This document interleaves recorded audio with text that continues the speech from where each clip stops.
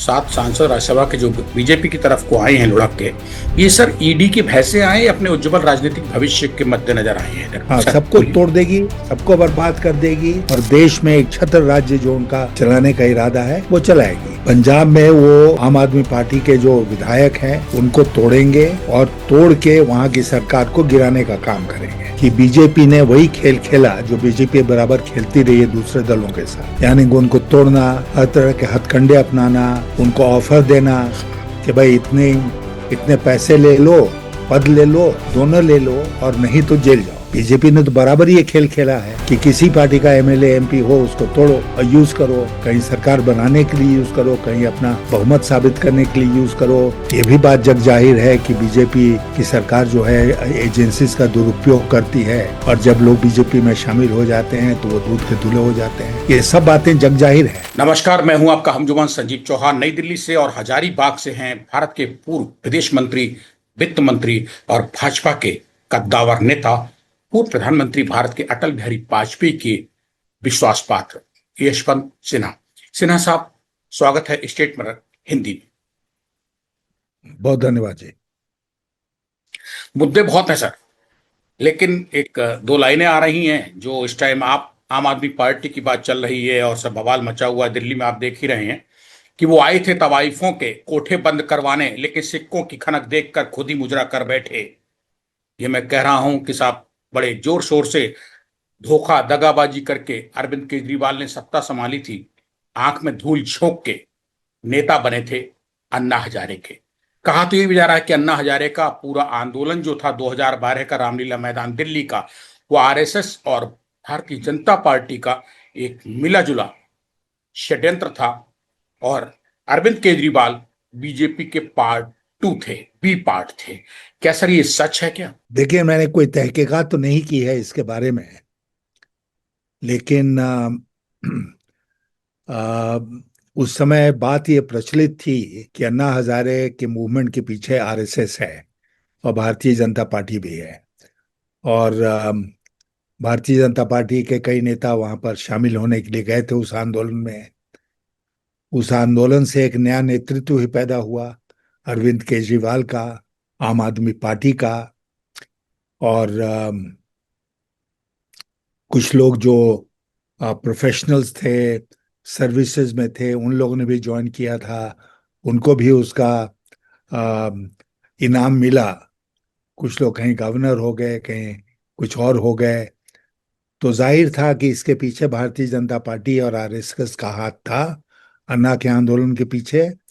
और जिन लोगों ने इसमें भाग लिया उनको इसका रिवॉर्ड मिला। वो सर रिवॉर्ड लेने वाले कौन थे, किनको कैसे कैसे मिला, जरा ये भी बता दीजिए जब आपने खुली गए हैं तो। नाम तो मैं नहीं, लेकिन एक नाम तो मैंने लिया आपके सामने, वो अरविंद केजरीवाल और उनके सहयोगी।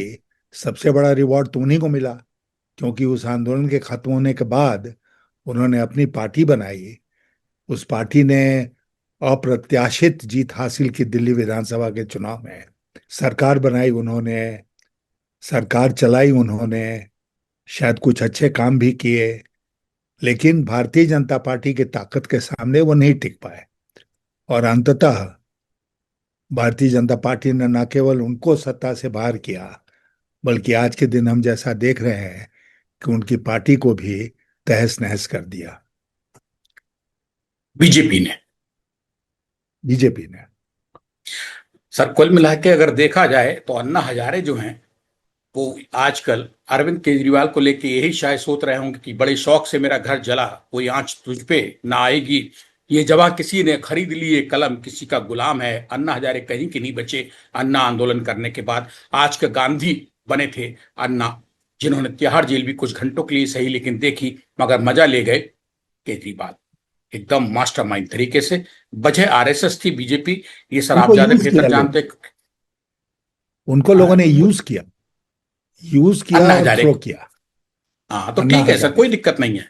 और अगर अन्ना हजारे जो हैं वो पछता रहे हैं या अरविंद केजरीवाल जैसे को अपना मंच देके लुटे पिटे बैठे हैं, तो वहीं फिर यह भी बात आ रही है अब ये जो गा रहे हैं, बाकी दुनिया जो देख रही है तमाशा, कि वही ताज है, वही तख्त है, वही जहर है, वही जाम है, ये वही खुदा की जमीन है, ये वही बुतों का निजाम है। अरविंद केजरीवाल सर देख रहे हैं कि अन्ना हजारे को इस्तेमाल करने के बाद जो सत्ता पे चढ़े थे, उसके बाद उन्होंने तिहाड़ जेल तक का सफर भी पूरा तय किया है। कहीं वो भटके थे, हाँ, बहके थे, लालची हुए थे, और उस लालच की सजा उनको मिली है। दीन ईमान कुछ नहीं बचा जब जेल में ही सर डाल दिए गए। अब वो कितना बीजेपी के हाथों इस्तेमाल हो रहे हैं, ये सर जमाना देख रहा है। और आपने रही सी कसर जो थी वो साफ कर दी है, क्योंकि सर आप नौसिखिए राजनेता नहीं है। आपने भारत की सत्ता को जिया है, विदेश मंत्री रहे, वित्त मंत्री रहे। लेकिन सर सवाल ये पैदा होता है कि राघव चड्ढा, जिनको कहते थे ये बच्चे हैं, झुंझुना हैं, आम आदमी पार्टी ने इनको समय से पहले बहुत कुछ दे दिया, तो समय से पहले तो अरविंद केजरीवाल को भी मिल गया था। सवाल ये कि सर राघव चड्ढा का भविष्य अब क्या होगा? चढ़ाया तो था अरविंद केजरीवाल और आम आदमी पार्टी ने, लेकिन अब बीजेपी इनका क्या करेगी सर? देखिए, राघव चड्ढा, इसमें कोई शक नहीं है कि बीजेपी ने वही खेल खेला जो बीजेपी बराबर खेलती रही है दूसरे दलों के साथ। यानी कि उनको तोड़ना, हर तरह के हथकंडे अपनाना, उनको ऑफर देना कि भाई इतने इतने पैसे ले लो, पद ले लो, दोनों ले लो, और नहीं तो जेल जाओ। तो ये खेल पुराना हो चुका है। एक बार फिर बीजेपी ने इसको यूज किया। मैंने कहीं देखा कि 2 दिन पहले उनके एक एमपी हैं जिनको ऊपर रेड हुआ था ईडी का, और आज वो राघव चड्ढा के साथ भारतीय जनता पार्टी में चले गए। तो जो कहावत है कि ये वॉशिंग मशीन है बीजेपी, तो इस वॉशिंग मशीन में धुल के तो बहुत लोग साफ होकर निकले हैं, आप जानते हैं, मैं भी जानता हूं। तो एक बार फिर वही मौक खेल हम लोग देख रहे हैं। बीजेपी की पूरी ताकत लगी हुई है कि हम आम आदमी पार्टी को तहस नहस कर दें, बर्बाद कर दें। उन्होंने इस पर कोई कसर नहीं छोड़ी। और उनके ऊपर देखिए, एक जो इन्होंने ये काम करते ना बीजेपी वाले, वो ये है कि सबसे स्ट्रांग पॉइंट क्या है? आम आदमी पार्टी का सबसे स्ट्रांग पॉइंट था ईमानदारी। तो उसको डिस्ट्रॉय करने का सबसे आसान तरीका क्या है कि उसकी ईमानदारी के ऊपर ही लांछना लगा दो। ये साबित कर दो कि वो ईमानदार नहीं थे, बेईमान थे। वही खेला उन्होंने खेला इनके साथ। और उसी के चलते जेल भी गए अरविंद केजरीवाल, और अब पार्टी भी उनकी टूट गई। कहीं के नहीं छोड़ा, कहीं का नहीं छोड़ा बीजेपी ने उनको। सर जैसा बोओगे वैसा ही काटोगे।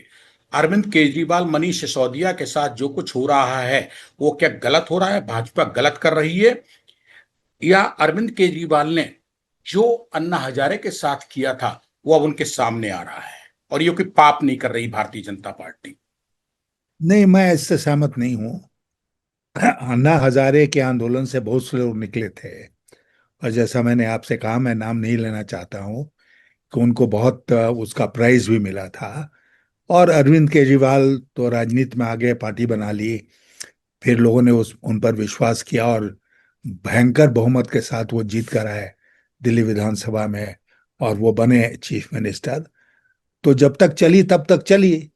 लेकिन भारतीय जनता पार्टी को वो फूटी आंखों नहीं सुहाते थे।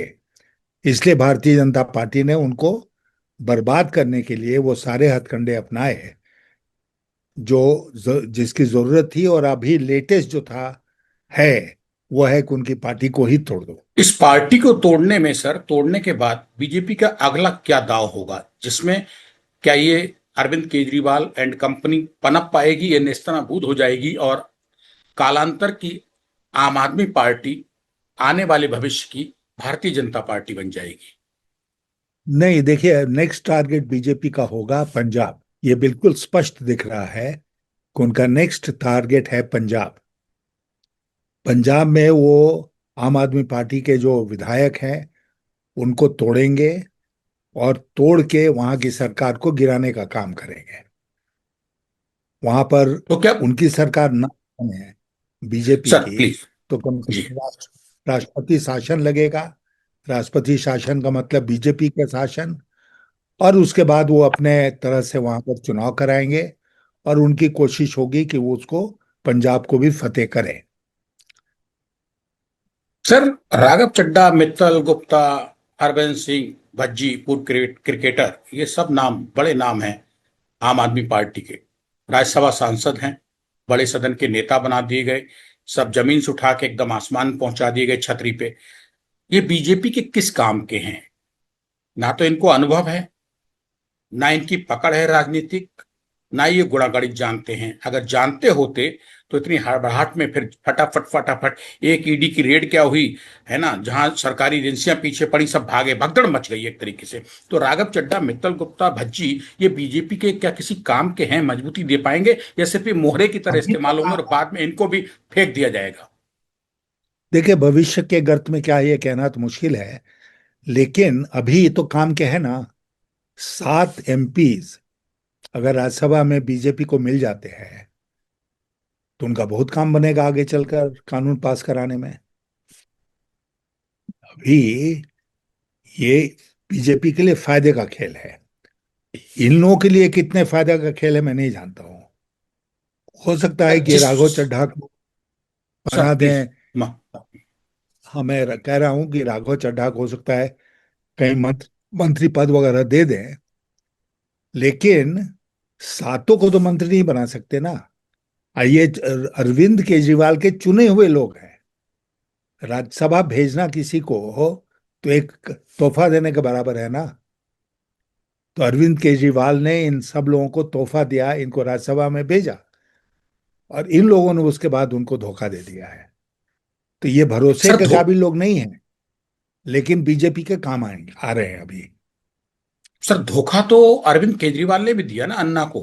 तो अन्ना को धोखा अन्ना को दिया अरविंद केजरीवाल ने, अरविंद केजरीवाल को ठिकाने लगा दिया धोखा देकर राघव चड्ढा, मित्तल गुप्ता, भज्जी एंड कंपनी ने। तो नहीं, two wrongs don't make a right कहावत है कि उन्होंने गलत किया तो आप भी गलत करें और आप सही माने जाएंगे, इसमें मैं विश्वास नहीं करता हूं। सिर्फ राघव चड्ढा, मित्तल गुप्ता और भज्जी को ईडी, सीबीआई, सरकारी एजेंसियों का भय सताया, या फिर ये वाकई में ऊब गए थे और इनको एक सही जगह चाहिए थी जो बीजेपी हाल फिलहाल के लिए मिल गई है? आगे क्या होगा किसी को नहीं पता, सिर्फ बीजेपी के अलावा। बीजेपी को सब पता होगा कि आगे इनका क्या इतना करना है। आगे देखिए, इतना आसान ये सब खेल नहीं होता है। इतना सरल होता तो राजनीति तो फिर दांव पेंच की जगह ही नहीं बचती। ये इनको अरविंद केजरीवाल को इन्होंने जेल भेजा, अरविंद केजरीवाल की ईमानदारी पर इन्होंने दाग लगाया, अरविंद केजरीवाल को हर तरह से बर्बाद करने की कोशिश की। अरविंद केजरीवाल की अब पार्टी को तोड़ रहे हैं। पार्टी किसके थ्रू तोड़ रहे हैं? जो इनकी कमजोर लिंक है। ये सब राज्यसभा वाले कमजोर लिंक है ना, ये लोकसभा जीत के नहीं आए। ये सब राज्यसभा के हैं, और अरविंद केजरीवाल के फेवरेट होंगे तभी राज्यसभा में उन्होंने इनको भेजा।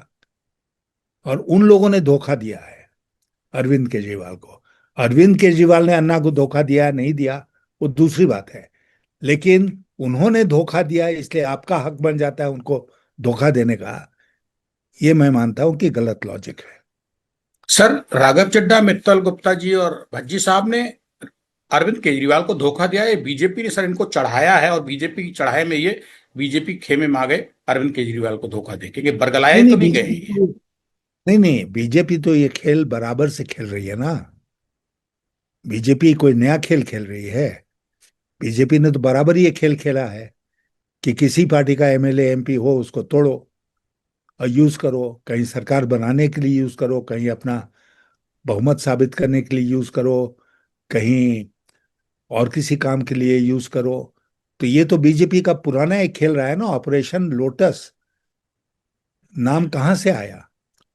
ऑपरेशन लोटस तो नाम इसी से आया ना, कि दूसरे दलों को तोड़ते हैं, और तोड़ने के लिए जो कुछ चाहिए, तोड़ने के लिए सत्ता की ताकत चाहिए, तोड़ने के लिए ऑफर करने के लिए आपके पास कुछ होना चाहिए, तोड़ने के लिए आपके पास अकूत धनराशि होनी चाहिए।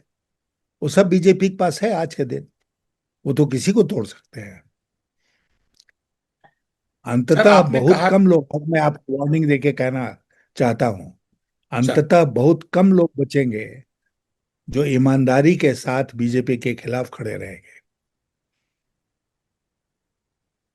नहीं तो नहीं सर तो फिर क्या आप एक। बी- हाँ, सर सबको बोलिए। तोड़ देगी, सबको बर्बाद कर देगी, और देश में एक छत्र राज्य जो उनका चलाने का इरादा है वो चलाएगी। तो क्या मतलब सर आने वाले समय में महामानव मोदी जी जो हैं वो विश्व गुरु जो हैं, वो सर भारत के सिकंदर हो जाएंगे। नहीं, सिकंदर वगैरह तो क्या बनेंगे। लेकिन अभी तो दावा किया था उन्होंने कि विश्व गुरु हैं। अब मुरली मनोहर जोशी ने उसकी हवा निकाल दी जब उन्होंने कहा कि अब भारत विश्व गुरु नहीं है। सबसे सम्मानित नेता आज के दिन मुरली मनोहर जोशी जी हैं। आज भी भारतीय जनता पार्टी में है, मार्गदर्शक मंडल में है। तो उन्होंने ऐसी बात बोल दी है। तो इसलिए धीरे धीरे मोदी जी की भी हवा कहीं निकल रही है। जब मोदी जी देश के प्रधानमंत्री बने तो उसके पहले उसके बाद उन्होंने ये साबित कर दिया कि प्रचार के माध्यम से आप कुछ भी अचीव कर सकते हो इस देश में। अब वो हवा निकल गई। अब सर लोग जब उसका राघव विश्वास। चड्ढा, मित्तल गुप्ता और भज्जी नहीं बचे, आम आदमी पार्टी और पार्टी तहस नहस हो रही है, तो मनीष सिसोदिया, अरविंद केजरीवाल, संजय सिंह भी क्या आने वाले वक्त में भाजपा में दिखाई दे सकते हैं? इनको जगह होगी भाजपा में? नहीं, अगर मैं उनको जानता हूँ सही ढंग से तो वो नहीं जाएंगे। और वो अपनी पार्टी में रहेंगे। और इस तरह वो शिकार नहीं हो जाएंगे भाजपा के, जिस तरह ये लोग शिकार हो गए हैं। सर पार्टी नहीं बचेगी तो अरविंद केजरीवाल, मनीष सिसोदिया कहाँ रहेंगे? देखिए, पार्टी कोई कभी खत्म नहीं होती है। मैं आपको एक बात बता दूं कि बहुत रेयरली कोई पॉलिटिकल पार्टी खत्म होती है। कमजोर हो जाती है, थोड़े दिन के लिए नजरों से ओझल हो जाती है, लेकिन जिंदा रहती है, सांस चलती रहती है और इंतजार करती है सही समय का। सही समय आने पर वो फिर जीवित हो जाती है, एक्टिव हो जाती आपने आपने कहा सर, अब पंजाब पे नजर है भारतीय जनता पार्टी की और मोदी जी की, अमित शाह की। सवाल ये, पंजाब में आपने कहा कि अब राष्ट्रपति शासन भी लग सकता है ताकि वहां की सत्ता पे काबिज हुआ जा सके, फतेह हासिल की जा सके, अपना वर्चस्व कायम कर सके बीजेपी। सवाल ये पैदा होता है ऐसे में, भगवंत मान जो वहां अभी मुख्यमंत्री वहां के, वो तो सर टारगेट होंगे ही हटेंगे। क्या राघव चड्ढा, मित्तल गुप्ता और भज्जी में से भी, इनमें से किसी को चांस मिल सकता है पंजाब का मुख्यमंत्री बनने का? कुछ लग रहा है आपको इनमें है। है कोई इस लायक? उनको चुनाव लड़ना पड़ेगा। वो राज्यसभा के सदस्य होकर तो नहीं पंजाब के चीफ मिनिस्टर बन सकते हैं। उसके लिए तो उनको चुनाव लड़ना पड़ेगा। और ये दूर की कौड़ी है, अभी कहना मुश्किल है। अभी तो उनको तोड़ना पड़ेगा भारतीय जनता पार्टी के एमएलएस को। और इतनी संख्या में तोड़ना पड़ेगा कि सरकार गिर जाए। फिर वहां पर इस अम, अवसर का फायदा उठाकर वो शायद राष्ट्रपति शासन लगा दें। और जब आराम से समय बीत जाएगा काफी, तब वो वहां पर चुनाव कराएंगे। सर राघव चड्ढा, मित्तल गुप्ता, ये सब जो है राज्यसभा में सीधे आ, हेलीकॉप्टर बिठा के भेजे गए, तभी इन्होंने चुनाव का, पब्लिक का, जनता का, आम नागरिक का, भारत के मतदाता का सामना नहीं किया है। तो क्या इनकी ये हैसियत है कि विधानसभा चुनाव में परचम लहरा के सबके सब और जीत जाए पंजाब में? नहीं जी, मैं मानता हूं कि इसमें से एक दो लोगों का हो सकता है कि परचम लहराने की ताकत हो। बाकी तो ऐसे ही हैं, कुर्सी पर बैठे राजनेता हैं। ये पब्लिक के बीच में जाने वाले लोग नहीं हैं। सर जो आम आदमी पार्टी से सब चार पांच छह से सात सात सांसद राज्यसभा के जो बीजेपी की तरफ को आए हैं लुढ़क के, ये सर ईडी के भय से आए, अपने उज्जवल राजनीतिक भविष्य के मद्देनजर आए हैं इधर, आम अब आपको छोड़ देखिए, के बीजेपी में? ये तो अंदर की बात है। लेकिन ये तो सबको जानता है कि 2 दिन पहले एक आदमी के ऊपर, एक एमपी के ऊपर ईडी का रेड हुआ था, जो इस लिस्ट में शामिल हैं जो उधर गए। ये भी बात जग जाहिर है कि बीजेपी की सरकार जो है एजेंसीज का दुरुपयोग करती है। और जब लोग बीजेपी में शामिल हो जाते हैं तो वो दूध के धुले हो जाते हैं। ये सब बातें जग जाहिर है। इसलिए इसमें कोई आश्चर्य नहीं होना चाहिए कि ये लोग टूटे, भारतीय जनता पार्टी में गए। कांग्रेस में क्यों नहीं गए और किसी दल में क्यों नहीं गए? अगर इनका मन भर गया था। ये देखिए, दो तरफा है ना। एक तो है कि पहला है कि मन भर गया हमारा अरविंद केजरीवाल और आम आदमी पार्टी से, तो हम उनको छोड़ना चाहते हैं। फिर दूसरा फैसला है कि हम जाएं कहाँ। ये तो स्वतंत्र भी हो सकते थे ना।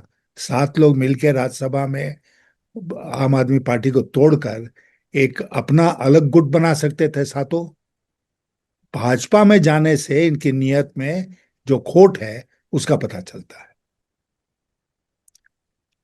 सर, क्या ये सच्चाई है, या आप भी विदेश मंत्री, वित्त मंत्री रहे, भाजपा में कद्दावर नेता रहे, अटल बिहारी जैसे प्रधानमंत्री के साथ उनके नियरेस्ट डियरेस्ट रहे, विश्वास पात्र रहे, आपके टाइम में बीजेपी में क्या ऐसी ईडी और सीबीआई की तरह वॉशिंग मशीन सरकारी थी, या आप लोग इजाद नहीं कर पाए, चूक गए अटल बिहारी वाजपेयी और आप, जो मोदी जी और अमित शाह ने सरकारी वॉशिंग मशीन तैयार कर ली ईडी और सीबीआई के रूप में?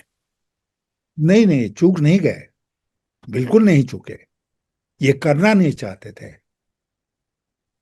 और ये बिल्कुल सही फैसला था कि हम सरकारी तंत्र का दुरुपयोग नहीं करेंगे राजनीतिक गेन के लिए, फायदे के लिए।